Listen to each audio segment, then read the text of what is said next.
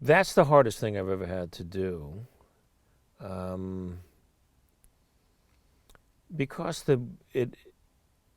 he was only gone a couple of weeks at the time, and the Academy came to me to, would you do this? And so I said, okay. And yeah, it's just trying to make sense of it for everybody, including myself, which still is 4 years later, still trying to do that. And at the rehearsal, the camera blocking, I walked out, and his beautiful big picture of him was up, and I looked, I saw him, I said, I can't do this, and I walked off.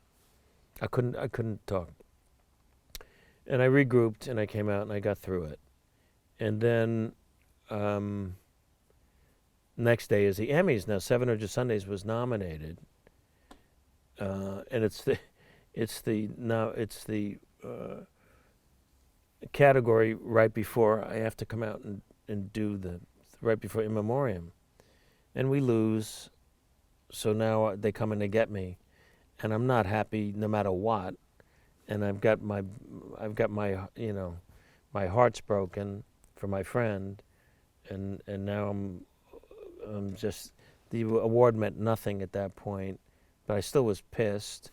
You can't help it, and now you have to get into that mind to go out there and make yourself don't break down. Don't break down. And I walked and I did it the best I could, and try to tell some funny stories that were personal, and then get into the point of his existence in our lives for 40 years, and try to equate it to stars that are no longer viable stars in the heavens, that burn out, but they still look like they're alive, because the light takes so long to get to the earth. And now that he's gone, he's still bright.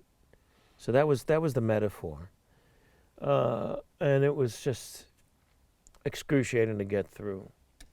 And when I finished, I walked off, and Janice was waiting for me as always, and Leno was there. And Jay and I had been friends for a long time. I used to stay at his apartment in Boston in the 70s. And Jay's a great guy. And he was weeping. And I started, and we all just ended up hugging and crying. And that was it. It was so hard, and it's still so hard. And it's not about the talent, of course, extraordinary, one of a kind. But when you don't get friends like that very often, that's as rare as it comes. That's as rare as the stars in the sky, who is so devoted to you and would do anything for you, and in fact did, on so many levels. The funny, we had amazing laughs together, great creative